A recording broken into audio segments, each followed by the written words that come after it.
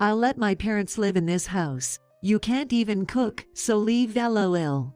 Mark came up to me with a smile as if he was saying I did it, and said something so outrageous that I was left speechless. There is no way that I would allow them to live in my house and then try to move in with my in-laws without my permission, and try to evict me, the owner of the house. I'd been taken aback by Mark's controlling nature for a while, but now it feels almost sickening. I just can't go on with Mark anymore. Feeling this way, I decided I would make Mark pay. My name is Sarah, a housewife in my 40s. I live with my husband, Mark. Mark is what you'd call a house husband, and while he doesn't work, he takes care of the household chores that I can't manage because I'm working. In return, I go out and work to bring in the money we need to live. All of this is to lead a stable life with Mark, but all my efforts seem to be in vain. Mark has a pretty domineering personality. It's not that I think there's anything wrong with being a stay-at-home husband, or that men should work, but even though he's not working, he behaves as if he's the man of the house and protects it. I'm so tired today. I want some ice cream. Go buy it for me. Out of the blue, he'd say something like that when relaxing in the living room at 11 p.m. The convenience store isn't too far away, but I had a tough day at work and was exhausted, so I was irritated by his entitled attitude. Why don't you go get it yourself? It's just a short walk to the store. I replied in a colder tone than I intended. That's how much Mark's behavior annoyed me. However, when I refused, Mark chuckled and said, "You think that's how you should behave? You never know what'll happen if you upset your husband." Mark has always been the kind who would say things like, "I'm the man of this house, and I protect it, so you need to respect that." Honestly, I'm frustrated with Mark acting superior and expecting respect just because he's the husband, even though he doesn't work. Every time he behaves this way, I feel tormented and don't want to engage with him. At that moment, I thought if I continued dealing with Mark on top of my already stressful job, my stress would become unbearable. So I said, "I'm really tired, I'm sorry. I'm going to rest in my room." But Mark didn't seem to like my attitude and stopped me, saying, "Wait. What's with that attitude towards your husband? I could kick you out right now if I wanted to. Do you think it's all right to upset your spouse like that?" He looked angry. Who does he think he's kidding, acting like the boss when he doesn't even work? He can upset me whenever he wants, but heaven forbid I upset him. It's just like a child's tantrum. I'm sorry, but I'm really exhausted. Please understand. I didn't even want to talk anymore, so I said that with a forced smile. Mark sighed deeply and muttered, "You're such a disappointment as a wife." At this point, I didn't have the energy to argue, so I just said I'm sorry again and retreated to my room. Day by day, I was worn down by Mark's overbearing behavior. But I didn't have the energy to confront him about it. That's how exhausted I was. Then one day, I caught a bad cold. The doctor said it was stress-induced fever, and the first thing that came to my mind was Mark. I was so sick that I couldn't move, so of course, I took a day off from work and could only lie down in my bed. When I told Mark about my condition, he snapped, "A cold? That's just an excuse. Go to work, you're useless." His words seemed to make my fever spike even higher.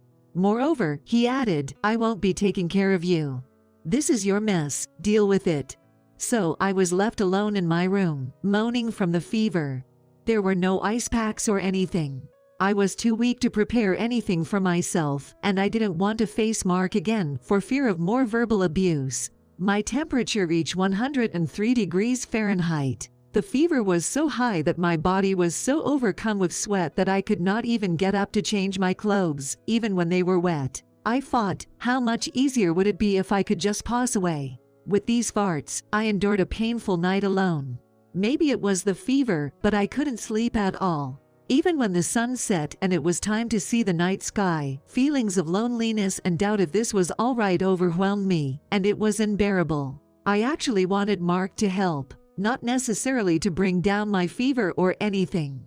I just wanted him to get me an ice pack, bring a cold compress, and say, "Are you okay?" But that was just a fantasy I had.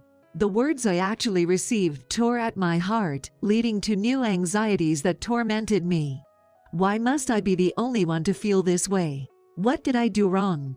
Why can't things go well with Mark? Once these farts started, I couldn't stop the tears. It was just so painful. After about 3 days of rest, my fever finally subsided, and I was able to return to work. My colleagues and bosses were concerned, asking, "Are you sure you're all right?"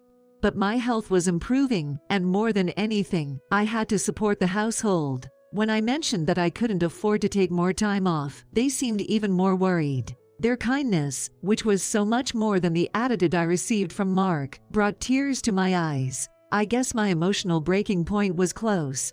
A voice inside me was screaming that I couldn't deal with Mark any longer.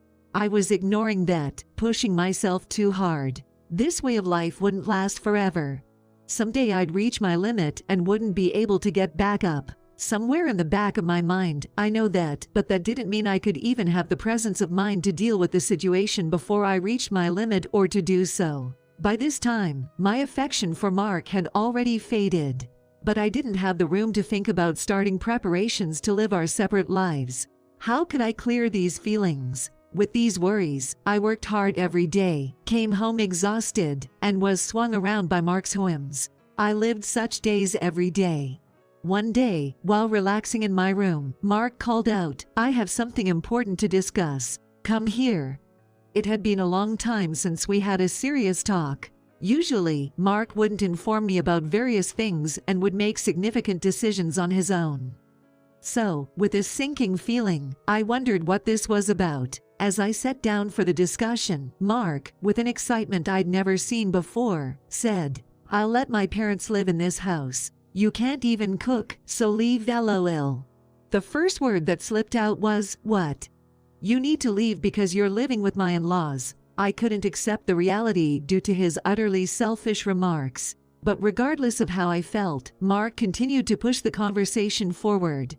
He wanted to change the name on the deed so that this house belongs to him and his parents. He wanted to divorce me and start a new family. He stated that this was already decided and that nothing I said would change that. I felt dizzy at the decisions made without considering my feelings. When I brought up the idea of living together, my parents were happy. They must have missed me. I need to be there for them since I'm the man of the house. Mark, who was full of himself with the term man of the house, could only think of his own needs. There was no way I could continue with Mark anymore.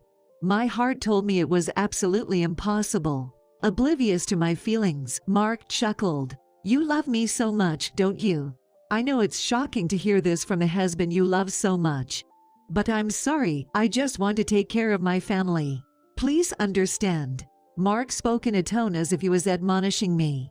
But I wanted to retort, "That's not true at all." I didn't have a shred of affection left for Mark. What was left was my disbelief at Mark's overly selfish actions, and my regret for not cutting ties with him sooner.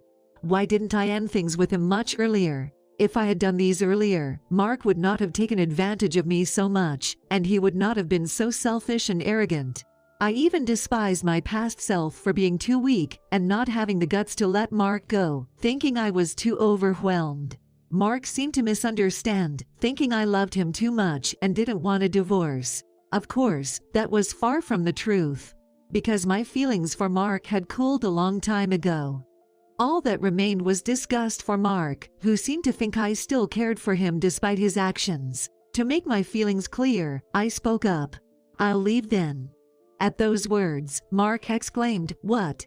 He probably didn't expect me to agree to a divorce and to leave so easily. He should brace himself. Mark's in for a rough time ahead. And the foolish me who used to bail Mark out is a thing of the past. From now on, no matter what happens to Mark, I won't help him. Because we won't be a couple anymore. Seeing my determination, Mark looked shocked and frozen in place. I took this opportunity to head to my room and pack the essentials. I won't be able to take larger items today, so I probably need to hire movers later. As I was heading out, Mark approached hurriedly and said, "Are you sure about this? If we divorce, we'll be strangers." I replied with a smile. "I've already fallen out of love with you. I feel so much lighter letting go of what's not needed." Hearing this, Mark stood there, looking lost. I gave a nod, saying thanks for everything, and left the house. Mark had a worried look on his face. Then, I went back to my parents' place and explained everything. My parents were furious with Mark's behavior, ready to give him a piece of their mind. But once they learned I had a plan, they calmed down. I began to recuperate at my parents while handling various matters. First was the divorce. After sending the divorce papers, I received a message from Mark. "Are you sure about this? I don't know if it's really a good thing, but I don't have any feelings for you Ichi anymore, and if we've gone this far and he says there's no divorce, that would be a problem. I feel so much better now that you're gone. So fill out the divorce papers quickly." When I sent him that message, there was no reply. A few days later, I received divorce papers with the sections Mark was supposed to fill out already completed. I quickly filled in my parts and submitted them to the county office the same day. Now, Mark and I are complete strangers. I no longer need to support the household as Mark's wife. During the divorce process, we also split our assets. As Mark declared, the house became his, so I changed the ownership to his name and decided to give it up. From the beginning, we got this house because Mark was insistent, saying I want this house. It wasn't really comfortable for me anyway, so it was just a burden to me.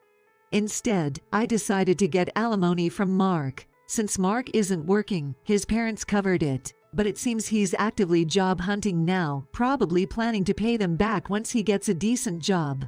But reality doesn't always go as planned. A month passed since the divorce was finalized, and I moved out of my parents' home into a new one, living a peaceful life. Then, I got a call from Mark. Honestly, I found it annoying. I immediately figured out why Mark was calling. But ignoring him might lead to more problems. I'd have to talk to him sooner or later, so I decided to deal with it now for my own future's sake. "Hello. What do you want after all this time?" I was utterly fed up with dealing with Mark. I wanted him to hurry up and finish whatever he had to say. As I reluctantly answered the phone, he pleaded, "Please help me." His desperate tone made me laugh. I expected Mark to be in a tough situation, but I never imagined it to be this bad. "Well, what happened?" "LOL, you have to tell me or I won't know." "LOL. I actually had a hunch about why Mark was in such a mess, but I wanted him to spell it out. When I pressed him, Mark hesitantly began to explain, stumbling over his words occasionally. He had taken over the house from me and lived there just fine for a month. But recently, he had to pay the rent. Since Mark was still unemployed, and I was surely able to cover the expenses with my own earnings, he decided to ask my former parents-in-law, who were living on a pension, to put up the payment for him. But the amount on the bill was much more than they expected. It was around $1,800. There was no way the retired in-laws, living off their pensions, could afford that. My former in-laws were furious, saying, "This is not what we heard." They were furious and blamed Mark terribly. Lost and unsure of what to do, Mark called me in tears, asking for help. I had no idea the rent was so high. "The place is a mess now. What are you going to do about it?" Mark was now blaming me, in frustration.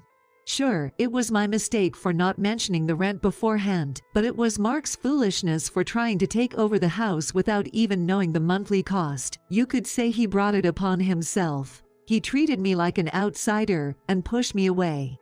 And now, this was the outcome. Despite the results of his own actions, he couldn't accept it and instead reached out to me for help. I couldn't help but sigh at his audacity. But, without paying attention to how I felt, Mark continued, "Please, I need your help. We can't go on like this. I need you." The urgency in Mark's voice reflected their dire situation. Surely, they must be feeling really cornered right now. I'm pretty sure the rent due date has already passed, so they might already be behind on the rent. The owner of that house is short-tempered and would not tolerate even a month's delay in rent payment. I remembered being told multiple times when I rented the house, never be late on the rent. If they've missed a payment, they're in for a rough time from the owner. Mark has met the landlord once or twice, so he knows all too well how intimidating they can be. Messing with them could be irreparable. So, he was probably desperate when he called me for help. "Please, just cover the rent for 1 month. I don't have anyone else to turn to. You still care about me, right? If someone you care about is in trouble, you should help them out," Mark said, still acting selfishly. What love? My feelings for you have long since faded. I wanted to say those words to him, but I held back and said, I'm sorry, but don't I have any obligation to help you?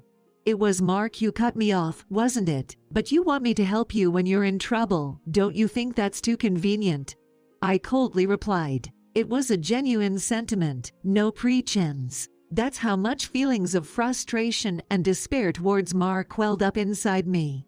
Yet Mark defended himself. Please, don't be so cold. I really can't do this without you. Whether you still love me or not doesn't matter now. We used to be married, right? Can't you help me out just this once? No. You were the one who left me. And even before all that happened, my feelings for you had already cooled. It's been a long time since I stopped loving you. When I said that, I could hear Mark's dejected voice on the other end of the phone. I can't believe it. For so long, I endured everything. Even when Mark acted selfishly, or took me for granted, or treated me poorly when I was sick, I stayed by his side, trying to make our marriage work. I worked hard for the life we had together. And this was the result. Why didn't I leave sooner when my love for him faded? Why didn't I distance myself from Mark earlier? These regrets were flooding in, along with the anger I felt towards him. Mark never truly faced me. He never showed concern for me, never tried to protect me, and never considered walking through life hand in hand as a couple. All this time, he's treated me like a mere maid, like a machine just to bring in money. Every time he acted that way, he was oblivious to my despair. Yet, even though all this is a result of Mark's doing, he comes pleading for help as if to say, I'm the victim here. His attitude seems so self-centered that it's off-putting. Please, help me. I'm begging you. How about we get married again? This time we'll start over properly. I promise I'll never kick you out again. I couldn't help but chuckle at Mark's desperate proposal. Remarry to you? Are you kidding me? All of this is the result of your own actions. I have been trying to work with you in my own way for a long, long time. I kept trying to make you face me. Now you're telling me to start all over again with you, pretending that all of that never happened. Do you want me to go back to those hellish days? That would never happen. I'm not going back to that life no matter what. I got so worked up that tears began to flow. I couldn't tell if they were from anger or sadness. Mark said nothing in response to my words. Unable to bear any more of this conversation, I simply said goodbye and hung up.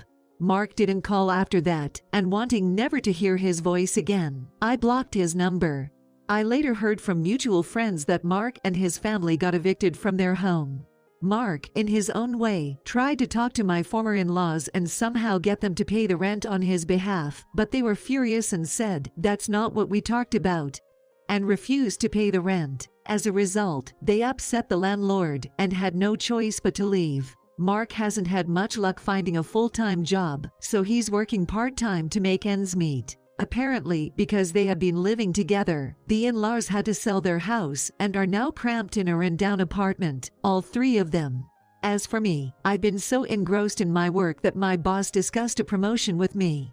It seems I might be the first female manager in our company, and I've received looks of admiration from both colleagues and juniors. Sometimes friends ask, "Aren't you going to get married?"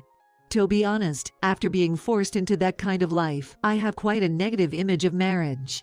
The idea of dating a man or getting married again doesn't appeal to me. But life is long, and there's no need to rush. In this generation, many people go their entire lives without getting married. If I can live my life without regrets, that's all that matters. If I can live true to myself, that's enough. With that in mind, I want to continue walking through life at my own